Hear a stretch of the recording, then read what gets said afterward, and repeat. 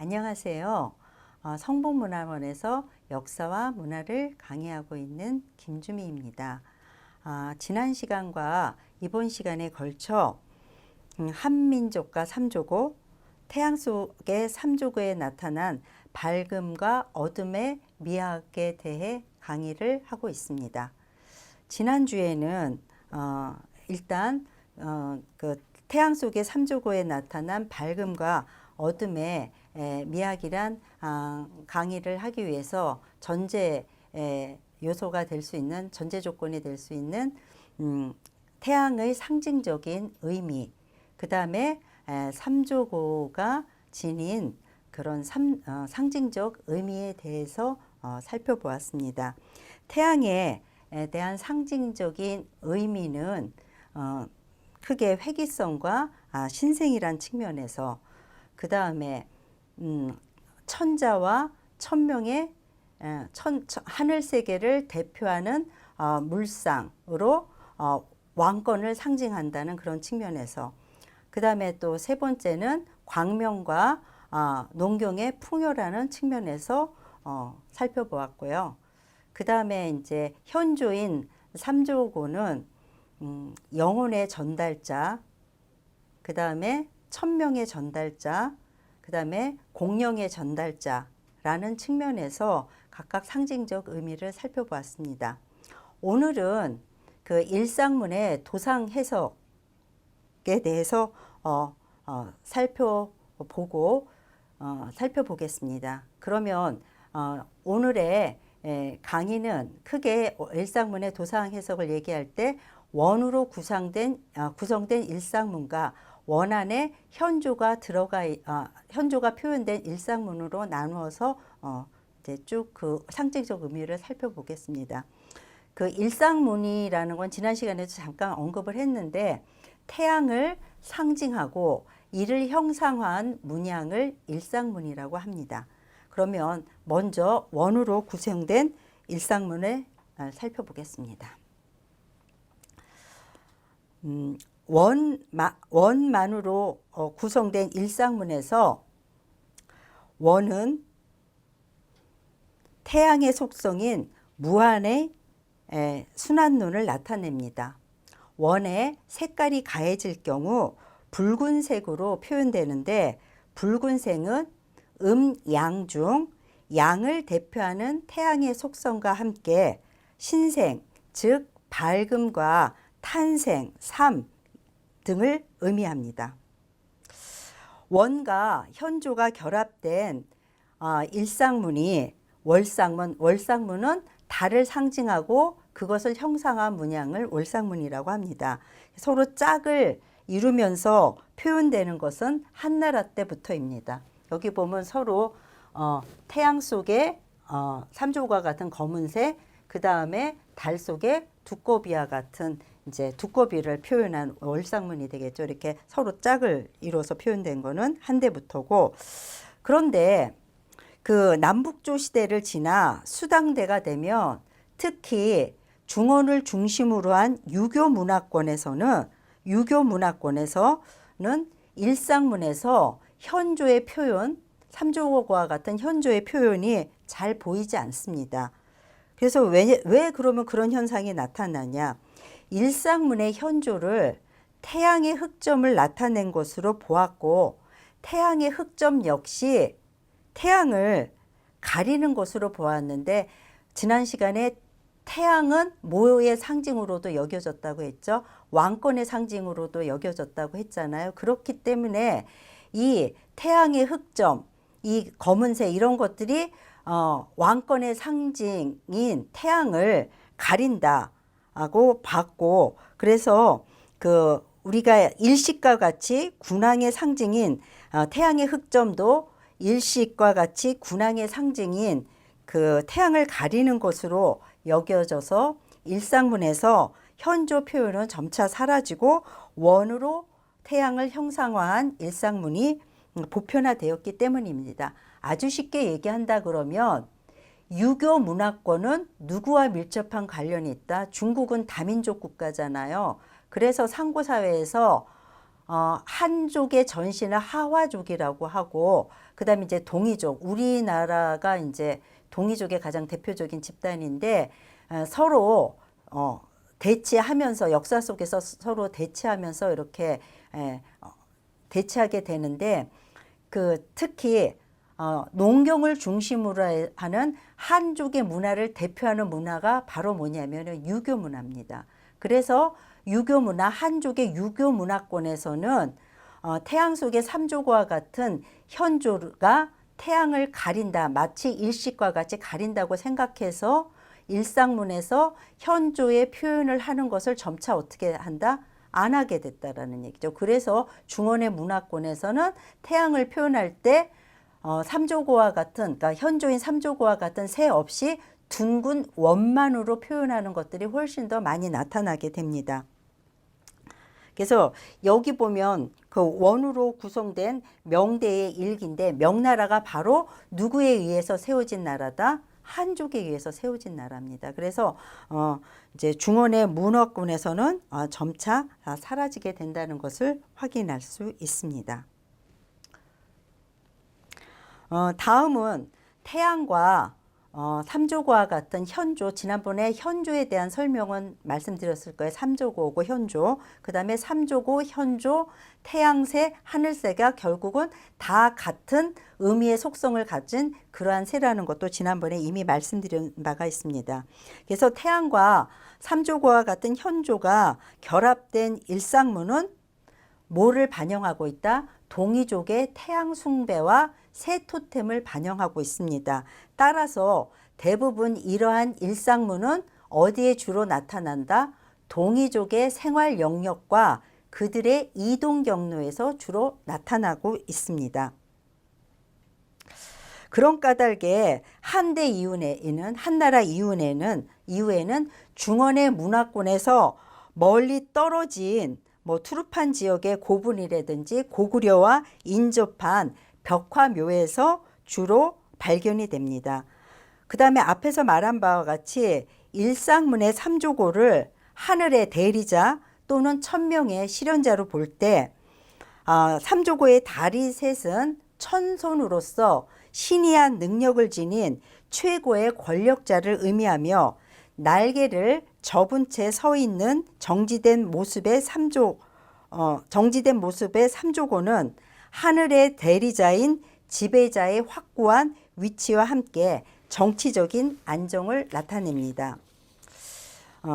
그래서 이것을 이제 조금 더 설명을 드리자면, 제가 우리나라의 고려시대부터 대한제국 시기에 일상문을 다 쭉 수집을 해서 연구를 했는데 공통적인 현상이 나타났어요. 아까 삼조고와 같은 새는 영혼의 전달자, 천명의 전달자, 공령의 전달자의 역할을 한다고 말씀을 드렸을 거예요. 그런데 전달자가 무슨 임무를 하려고 하면 어떻게 해야 돼요? 날아가야 될 거 아니에요. 메신저니까. 그런데 이렇게 시대적으로 보면은 딱 정착이 돼서 날개를 접은 형태로 있는 그러한 현조, 삼조고가 나타나는 시기는 정치적인 안정기에 주로 나타나고 있다는 거예요. 그리고 날개를 반원형으로 폈다라는 거는 뭐냐면은 지금 날아가기 바로 직전이나 날아와서 안착하기 바로 직전이죠. 그래서 확실하게 정치적인 안정기에는 이렇게 반원 형태로 날개를 펼친 형태보다는 날개를 접은 형태가 많고, 그 다음에 날아가는 새로 표현되는 경우들이 있습니다. 이거는 뭐예요? 뭔가 그 지금 임무를 수행하고 있다는 거죠. 그런데 이제 이 정치적인 것과 연결을 해서 천명의 전달자라는 입장에서 봤을 때는 날아가는 새로 표현되는 시기는 정치 사회적으로 안정된 시기가 아니라 굉장히 불안정한 시기, 예를 들어서 왕조가 바뀌거나 왕이 바뀌거나 이런 시기에 그러한 일상문이 많이 나타난다는 그런 특징을 보이고 있습니다. 이거는 이제 제가 좀 참고 삼아서 말씀드린 거고요. 예.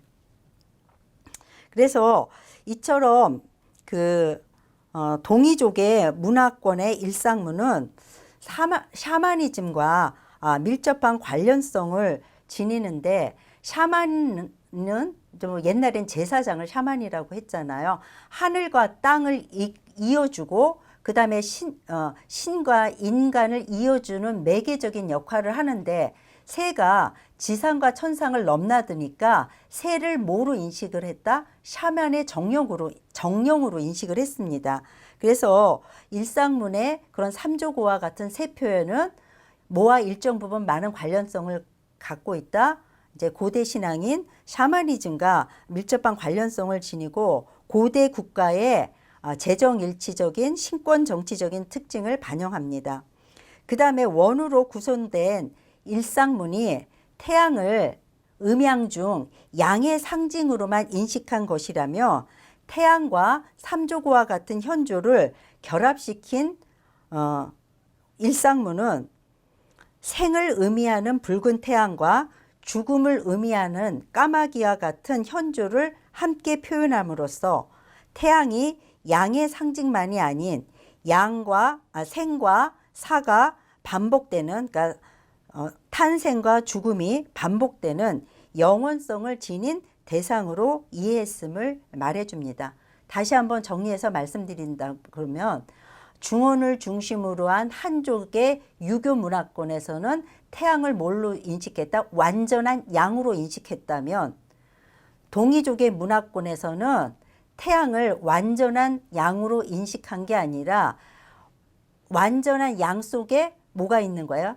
밝음 속에 어둠이 있죠. 예를 들어서 오늘 태양이 뜬다라는 것은 뭐를 전제로 해서 뜨는 거예요? 지는 것을 전제로 해서 뜨는 것이고 또 태양이 진다라는 것은 그 다음날 태양이 다시 뜬다는 것을 전제로 해서 뜨는 것이기 때문에 동이족의 문화권에서는 태양을 완전한 양으로 본 게 아니라 밝음 속에 어둠 속에 밝음이 있는 그런 대상으로 인식했다는 거죠. 그래서 이렇게 문화권에 따라서 똑같은 태양을 보더라도 그렇게 인식하는 바가 달랐다는 것을 우리가 알 수 있습니다. 이상에서 고찰한 바와 같이 태양과 삼조고는 뭐 영원한 삶, 또 새로운 삶, 그 다음에 천지인 합일의 조화로운 세상, 풍요로운 세상과 같은 개념들을 포함하고 있습니다. 그러나 태양 속의 삼조고는 우리 이런 얘기 많이 하죠. 인간만사 세옹지마다. 그 다음에 기륭화복이 따로 없다는 말처럼 밝음과 어둠은 별개가 아닌 항상 함께 존재하며 완전한 양도 완전한 음도 없음을 시사합니다. 태양을 음양 중 양의 상징으로만 보면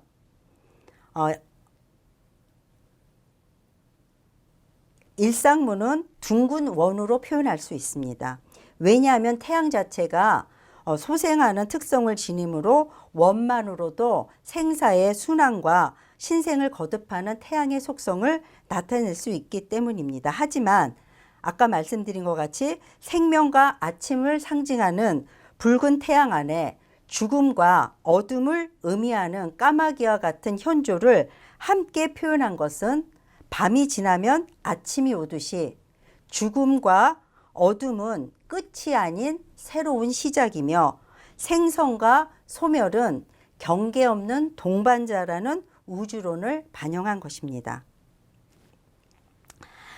태양 속의 삼족으로 표현된 일상문이 한국에서 전개된 것은 여기서 보여지는 바와 같이 우리가 자주적인 천하관을 표명했던 시기, 예를 들어서 고구려라든지 대한제국 시기, 또한 외세의 간섭과 침략으로 우리가 힘은 열세였지만 자주의식이 고양됐던 시기, 고려 때 거란 침입 이후나 몽고 항쟁기나 원간섭기 이런 시기를 들 수 있죠. 또한 통치자의 합법성이 굉장히 중요시되었던 시기, 가장 대표적인 게 고려의 준정 반정 이후에 중정 반정과 직간접적으로 관련된 사람들의 묘비에서 이러한 묘비 문양에서 이제 태양 속에 현조가 결합된 그런 일상문들을 살펴볼 수 있었죠.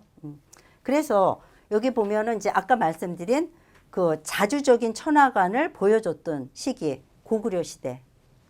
예, 고분벽화해서 볼 수가 있고요. 여기 보면은 새가 어떻게 돼 있어요? 날개를 접고 있죠. 이거는 지금 이제 오색이 고분으로 예로 추정되는 곳에 그려진 그 삼조고인데 일상문인데 오색이는 잘 아시다시피 고구려의 최전성기로 광개토 대왕과 장수왕의 제위시기이기도 했습니다.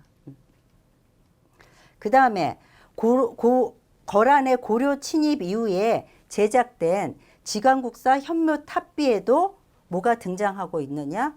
이렇게 태양 속에 달이 셋다닌 새가 등장하고 있는데 제가 지난번에 그랬죠. 태양 속에 삼조고를 표현을 할 때 오는 우리가 까마귀로 일반적으로 알고 있지만 까마귀는 맹금류에 속하잖아요. 맹금류의 형상을 한 거는 고구려 고분벽화에서 많이 볼 수 있지만 그 이후에 보면 꼭 삼조고가 맹금류로만 표현되고 있지 않다는 것을 알 수 있어요. 여기 보면은 이건 누가 보더라도 무슨 모양이에요? 머리에 벼슬이 달리니까 닭의 형상을 한 거죠. 왜냐하면 닭은 아침을 알려주는 새입니다. 그래서 태양 숭배 사상과 밀접한 관련이 있다고 볼 수 있고요.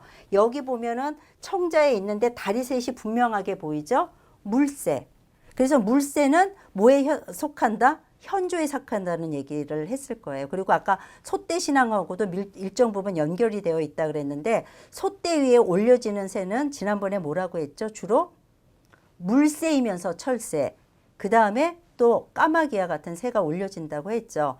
특히 사람들은 어떤 새를 신성하게 생각을 했냐면은 우리 새는 크게 두 가지로 나눕니다. 텃새와 철새로 나눠요. 늘 우리가 볼 수 있는 새들은 텃새고 철새는 일정 기간에만 보여지는 새죠. 그런데 아까 새가 삼조고와 같은 새가 영혼의 전달자, 천명의 전달자, 공룡의 전달자를 의 역할을 한다 그랬는데 뭔가 미션을 받고 임무를 수행하고 돌아온다고 생각을 했기 때문에 텃새를 신성한 새로 본 게 아니라 철새를 신성한 새로 봤고 특히 이렇게 물새 모양을 한 그 새가 이제 솥대 위에 많이 올려졌는데 주로 어떤 지역에 올려졌다고 제가 말씀드렸냐면 농경 지역에 올려졌다고 했어요. 왜냐하면 농경에 있어서 물은 필수 불가결한 요소이고 그렇기 때문에 이제 물새를 더 신성하게 여겼는데 더욱이 물새를 더 신성하게 여긴 이유 중에 하나는 일반적인 새는 어디와 어디만 넘나들 수 있어요? 지상과 천상만을 넘나들 수 있는데 물새는 뭐가 가능해요? 헤엄을 칠 수 있고 잠수가 가능하기 때문에 수계까지 넘나들 수 있고 그 다음에 홍수가 나도 헤엄을 치고 잠수할 수 있기 때문에 죽지 않기 때문에 죽지 않는 불사의 새로 인식이 됐기 때문에 훨씬 신성한 새로 여겨졌습니다. 그래서 여기 고려 청자에 보면은 이렇게 물새 모양을 한 것도 우리가 살펴볼 수 있었습니다. 네. 그 다음에 원간섭기의 고려 불화에서도 삼조고를 살펴볼 수 있고 이거는 다 뭐예요? 우리가 비록 자주적이진 않았지만 외세의 침략이나 간섭을 받게 됨으로써 자지우식이 고양됐던 시기. 그 다음에 대한제국의 일기에서도 이렇게 태양 속에 새를 볼 수 있는데 여기 새는 어떤 모습인 것 같으세요? 날아가고 있습니다. 그러면 이거 우리 어떻게 해석할 수 있느냐? 제가 지난번에 조선시대에는 그 임금이 밖으로 행차를 할 때 병사들이 드는 깃발을 뭐라고 하냐면 의장기라고 하는데 의장기 깃발 중에 해와 달을 표현한 일기 월기를 사용하지 않았다 그랬어요. 왜냐하면 해와 달은 천상의 유일한 존재이기 때문에 누구만 사용할 수 있다? 황제국, 천자국만 사용할 수 있었기 때문에 우리가 조선시대는 명을 섬겼잖아요. 그래서 우리가 제후국으로서 처신했죠. 그래서 조선시대에는 일기월기를 살필 수 없었는데 유일하게 일기월기를 살필 수 있는 시기는 언제다? 대한제국 시기입니다.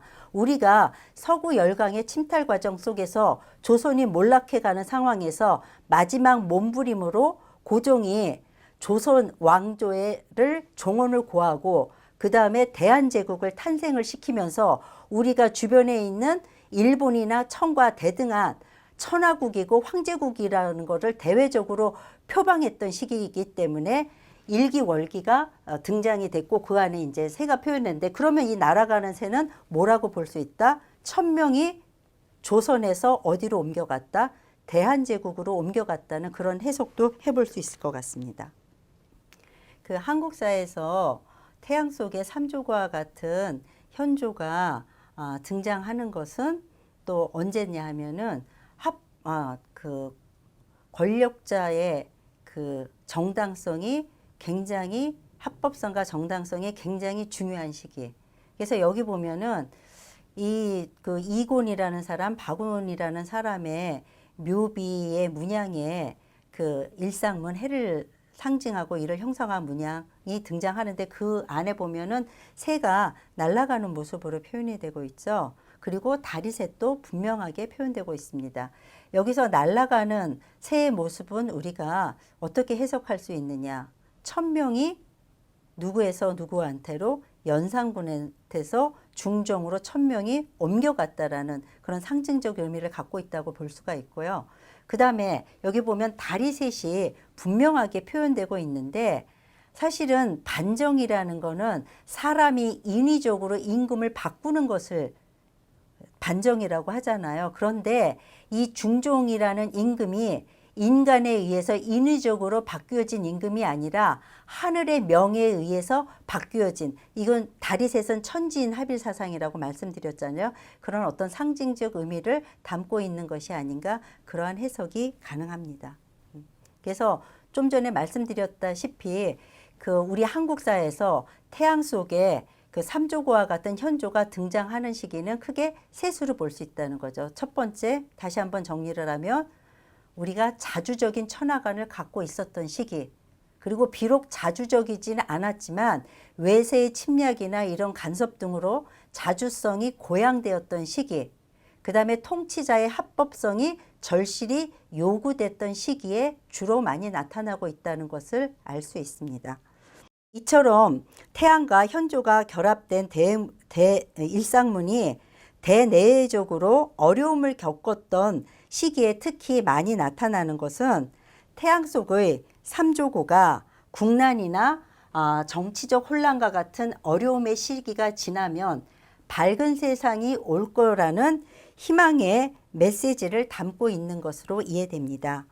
또한 크고 작은 환란 속에서도 오늘날까지 한국의 역사를 이어온 원동력은 우리가 절망의 순간에 절망을 노래한 게 아니라 그 순간에도 희망을 노래했기 때문이 아닌가, 그런 생각을 해봅니다. 벌써 그 TV에서 방송된 지는 꽤 오래됐지만 아마 많은 분들이 기억하고 계시는 드라마가 있습니다. 추노라는 드라마입니다. 한국에서 굉장히 절찬리에 방영이 됐는데 저는 그 드라마의 엔딩 마지막 장면이 굉장히 인상 깊었습니다. 왜 인상이 깊었냐면은 그거는 일상문, 아까 해를 상징하고 이를 형상화 문양, 이거에 대한 상징성과 관련하여 우리한테 많은 시사점을 준다는 것입니다. 뭐 그냥 대충 보신 분들도 있겠지만 저는 이제 관심이 있었기 때문에 유심히 봤는데 거기에 마지막 엔딩 장면은 뭐냐면 떠오르는 태양을 보면서 그 어린 여종이 함께 서 있는 여자 노비한테 물어봅니다. 우리는 언제나 저 태양을 가질 수 있느냐고 물어봅니다. 그러니까 여자 노비가 뭐라고 얘기하냐면은 태양은 이미 우리의 것이다라고 얘기해요. 그러니까 이 어린 여종이 우리는 한 번도 태양을 가져본 적이 없는데 왜 저게 우리의 것이냐라고 반문을 하자 이 여자 노비는 우리는 한 번도 가져본 적이 없기 때문에 태양은 우리의 것이다 라는 엔딩 가 함께 이제 마지막 막이 올라가서 이렇게 등장한 사람들이 이름이 쫙 올라갑니다. 저는 이 대화 내용을 저는 나름대로 어떻게 해석을 했냐면은 태양은 특정인의 것이 아니라 만인의 것이다.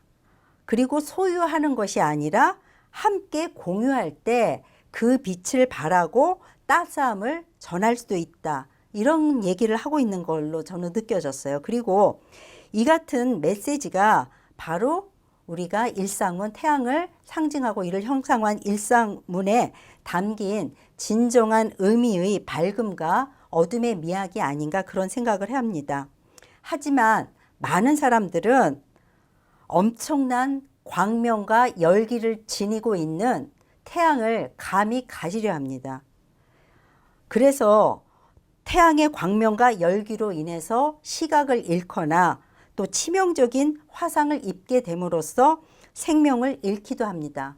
여기서 태양이 갖고 있는 상징적 의미는 권력, 부, 명예 이런 것들을 상징한다고 볼 수 있고, 결국은 인간의 지나친 과욕을 가지는 것에 대한 경고의 메시지를 담고 있다고 생각됩니다.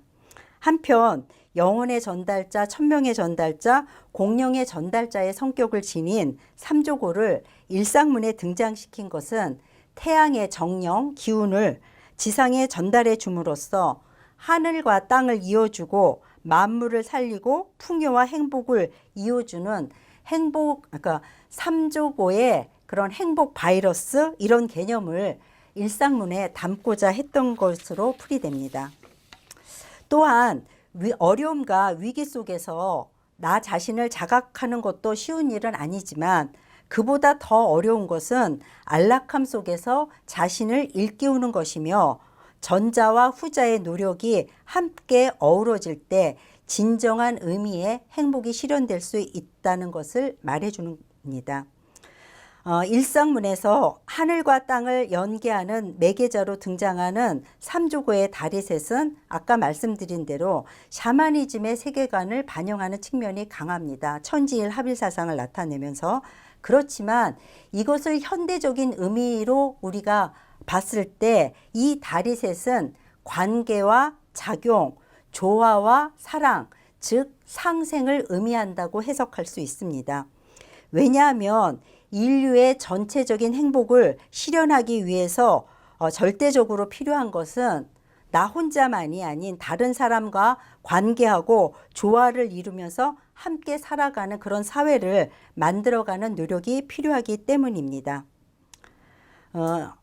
이러한 측면에서 앞서 언급한 추노에서 여종과 여자 노비가 함께 태양을 보며 나누는 그러한 마지막 엔딩 장면은 그 에릭 프롬이 쓴 그에 져서 아트 오브 러빙에서 사랑하는 것은 마주보는 것이 아니라 같은 방향을 함께 바라보는 것이라는 그런 말을 상기시킵니다. 서로 떠오르는 태양을 서로 어때요? 같은 방향을 보고서 얘기를 하고 있잖아요. 그래서 진정한 의미의 우리가 인류의 공통의 어떤 행복을 추구하기 위해서는 나와 다른 타자와 같은 방향을 보면서 함께 대화를 나눌 수 있는 마음의 여유와 용기가 있어야 되며, 이러한 노력과 자세의 바탕에는 진심이 전제되어야 한다고 봅니다.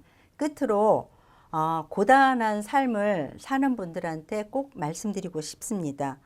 일물은 일출을 전제로 하며 완전한 어둠도 완전한 밝음도 없다는 메시지를 꼭 전하고 싶습니다. 저희 정신적 멘토였던 할머니는 늘 입버릇처럼 말씀하셨는데, 음지가 양지가 되고 양지가 음지가 된다고 하셨습니다. 제가 오늘 강의한 태양 속의 삼조고를 통해 본 밝음과 어둠의 미학은 그 말의 의미를 되새겨보고 그 참뜻을 이해하는 과정이었는지도 모릅니다. 태양 속의 삼조고에 담긴 이러한 심오한 상징적 의미가 많은 사람들한테 인식되어 상생과 조화를 통한 인류의 행복을 지향하길 바랍니다. 이상으로 발표를 마칩니다. 다음 시간에 뵙도록 하겠습니다. 감사합니다.